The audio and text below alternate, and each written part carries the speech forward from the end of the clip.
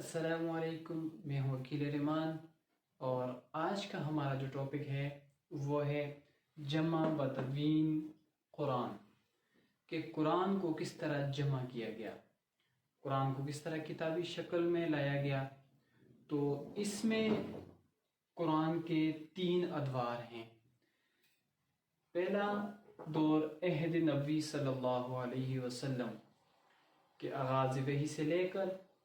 قرآن کی آخری سورت تک جو قرآن نازل ہوا ہے وہ کس طرح نازل ہوا اور کس طرح اس کو لکھا گیا اور کس طرح اس کو جمع کیا گیا۔ پھر اس کے بعد ہے عہد صدیق اکبر رضی اللہ تعالیٰ عنہ،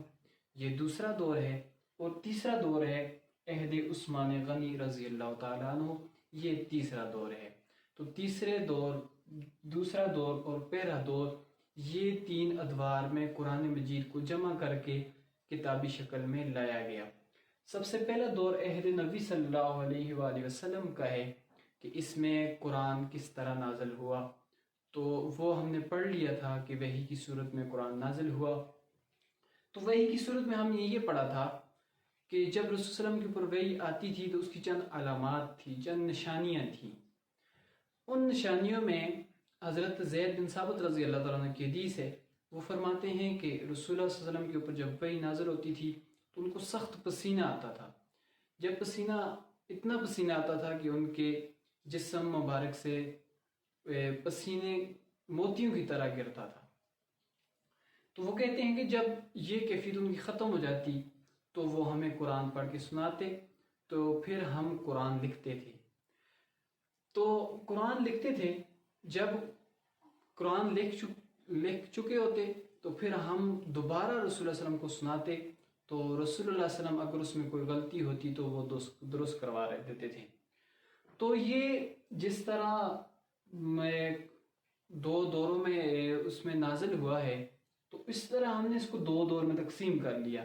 ایک مکی دور، ایک مدنی دور۔ جس طرح پہلے آسمانی کتابیں ایک یکدم پوری کی پوری نازل ہو جاتی تھیں، تو اس طرح قرآن کو اللہ نے نازل نہیں کیا۔ تو اللہ نے اس قرآن کو 23 سال کے عرصے میں جو نزول عرصہ ہے وہ 23 سال کا ہے تقریباً، اس میں اللہ تعالیٰ نے نازل کیا۔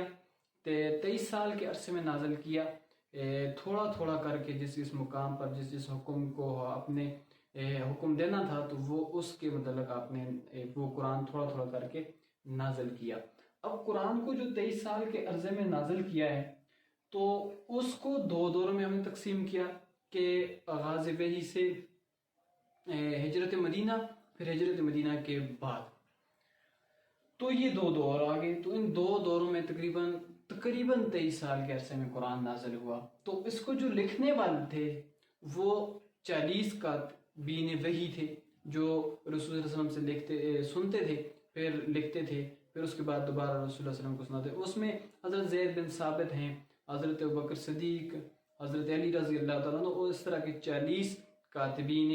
وحی ہیں جنہوں نے قرآن مجید کو لکھا ہے۔ تو یہ لکھنے کا جو تھا، اللہ تعالیٰ نے اس میں جو ہے، اس سے پہلے جو کتابیں تھیں یہود النصارہ کی طرح انہوں نے اپنی کتابوں کے اندر ادھر بدل کر دیا، تو اس لیے اللہ نے قرآن میں فرمایا کہ اِنَّا نَحْنُ نَزَّلْنَا الذِّكْرَ وَإِنَّا لَهُ لَحَافِظُونَ، کہ قرآن کو میں نے ہی نازل کیا اور میں ہی اس کا محافظ ہوں۔ تو اللہ نے بڑی ترتیب کے ساتھ جو ہے صحابہ کرام کو، جب صحابہ کرام نے اس کو لکھا ہے تو بڑی ذمہ داری کے ساتھ انہوں نے لکھا ہے، اس کام کو سر انجام دیا ہے۔ تو اس میں سب سے پہلے دیکھیں گے، اب قرآن جو نازل ہوا ہے تو اس وقت یہ افراد وغیرہ تو تھے نہیں، تو یہ کس طرح لکھا گیا ہے؟ تو سب سے پہلے جو دیکھیں گے کن اشیاء کے اوپر لکھا گیا ہے، تو اس میں حضرت زید بن ثابت فرماتے ہیں کہ جب وسلم کے اوپر وحی کی اس طرح کوئی علامت آتی تو ہمارے پاس اگر پتھر ہوتا تو ہم پتھر ہی لے کے حاضر ہو جاتے، اگر کسی بڑے جاندار کی ہڈی ہوتی تو ہم وہ ہڈی لے کے آپ کی خدمت میں حاضر ہو جاتے، اور اسی طرح کچھ لکڑی کا کوئی ٹکڑا ہوتا تو ہم وہ لے کے آپ کی خدمت میں حاضر ہوتے۔ تو ہم جب لکھتے ان اشیاء کے اوپر، چمڑے کے اوپر، تو چمڑا بھی ہوتا تھا، اس میں چمڑے کے اوپر لکھتے تھے، اور ان اشیاء کے اوپر چمڑے کے، پتھر کے اوپر لکھتے تھے، اور بانس کی لکڑ کی ہوتی تھی یا جو بھی لکڑ میسر ہوتی تھی، اور پتھر جو بڑے تھے ان پتھروں کے اوپر کہتے تھے ہم لکھتے تھے۔ پھر رسول اللہ علیہ وسلم کو آ کے سناتے تھے، تو رسول اللہ علیہ وسلم اگر اس میں کوئی غلطی ہوتی تو وہ نکال دیتے تھے، تو ہم اس کو دوبارہ درست کر لیتے تھے۔ تو یہ پہلا دور آ گیا عہد نبی صلی اللہ علیہ وسلم، جس کے اندر قرآن کو ان اشیاء کے اوپر لکھا گیا۔ اس کے بعد دوسرا دور ہے عہد صدیق اکبر رضی اللہ تعالیٰ عنہ۔ عہد صدیق اکبر رضی اللہ تعالیٰ عنہ کے دور کے اندر قرآن کے اس وقت صحابہ اکرام کے حافظے قوی تھے، عرب کے حافظے بڑے کمال کے تھے، تو وہ اپنے قوی حافظے کی وجہ سے قرآن کو زیادہ لکھتے نہیں تھے، بلکہ ان کو زبانی یاد کر لیتے تھے، حفظ کر لیتے تھے۔ تو جنگ یمامہ کے اندر جو ہے 700 حفاظ کرام شہید ہو گئے۔ تو حضرت عمر فاروق رضی اللہ تعالیٰ عنہ نے حضرت ابو بکر صدیق رضی اللہ تعالیٰ عنہ کو یہ کہا، اس بات پر اصرار کیا کہ قرآن مجید کو ایک جگہ جمع کیا جائے، جن جن اشیاء کے اوپر لکھا گیا ہے ان کو ایک جگہ اکٹھا کیا جائے، ان کو جمع کیا جائے، کہ ایسا نہ ہو کہ باقی کتابوں کی طرح قرآن جو ہے اس میں حفاظ تو شہید ہو گئے تو اس میں خدا نخواستہ رد بدل نہ ہو جائے۔ تو اس میں جو ہے یہ جنگ یمامہ جو لڑی گئی تھی، یہ سب سے پہلے مسلمہ کذاب کے بارے میں لڑی گئی تھی۔ تو اس میں جو ہے حضرت ابوبکر صدیق رضی اللہ عنہ نے کہا کہ وہ کام میں کیوں کروں جو رسول صلی اللہ علیہ وسلم نے نہیں کیا، انہوں نے حکم نہیں دیا۔ تو انہوں نے بار بار حضرت عمر فاروق رضی اللہ عنہ نے اصرار کیا، تو اللہ نے حضرت بکر صدیق کے دل میں یہ رضی اللہ تعالیٰ عنہ کے دل میں یہ بات ڈال دی۔ تو پھر انہوں نے اس بات کے اوپر کیا کیا، اس کو حضرت زید بن ثابت رضی اللہ تعالیٰ عنہ کو اس بات کا حکم دیا کہ قرآن کو ایک جگہ جمع کیا جائے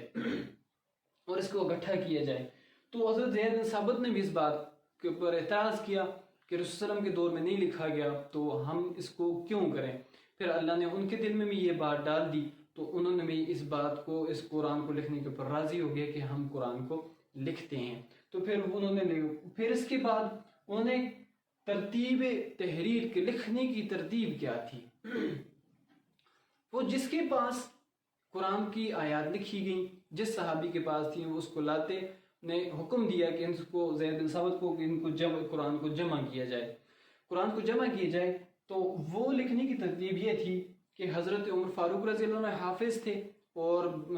3-4 بندے آپ نے صحابہ کرام کی یہ کمیٹی تشکیل دی کہ یہ قرآن لکھا جائے۔ پھر انہوں نے کیا کیا، جب قرآن کوئی لے کے آتا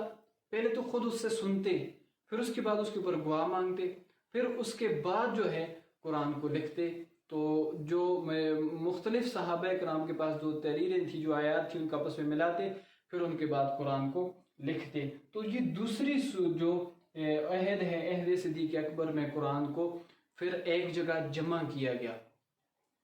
ایک جگہ جمع کیا گیا۔ تو اس کے بعد جو ہے تیسرا عہد ہے حضرت عثمان غنی رضی اللہ تعالیٰ عنہ کا تیسرا دور۔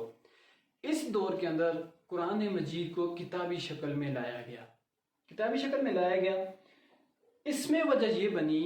کہ حضرت عثمان غنی رضی اللہ تعالیٰ عنہ کے دور میں حضرت حذیفہ بن یمان رضی اللہ تعالیٰ عنہ ایک جنگ میں شریک تھے، تو وہاں سے واپس آ کے انہوں نے حضرت عثمان غنی رضی اللہ عنہ کا کہا کہ میں نے بعض مسلمانوں کو جو ہے اس کے اختلاف، قرآن کی قرات کے اختلاف کی وجہ سے ایک دوسرے کو کفار کہتے ہوئے، کافر کہتے ہوئے سنا ہے۔ تو ان میں جو ہے اہل عراق والے جو ہیں ان کی قرات اور ہے، اور اہل شام والوں کی قرات اور، وہ یعنی کہ جس صحابی نے اپنے اس وقت جو قرآن نازل ہوا تھا وہ سب عرب کے 7 قراتوں میں نازل ہوا تھا۔ 7 قراتوں میں نازل ہونے کی وجہ سے اب جس صحابی نے جس قرات میں لکھا تو وہ اسی میں اس کو آگے لکھتا تھا، پھر آپ اسی قرات میں آگے لوگوں کو اس کو قرآن پڑھاتا تھا، وہ اس کے اوپر پڑھتے تھے۔ تو اہل عراق والے جو ہیں اہل شام والوں کو قرات کے اختلاف کی وجہ سے کافر کہتے، اور اہل شام والے اہل عراق کو اس وجہ سے جو ہے کافر کہتے۔ تو اس بات سے خدشہ ہوا کہ اب حضرت عثمان غنی رضی اللہ عنہ نے صحابہ کرام سے مشورہ کیا کہ اب اس اختلاف کو کس طرح ختم کیا جائے۔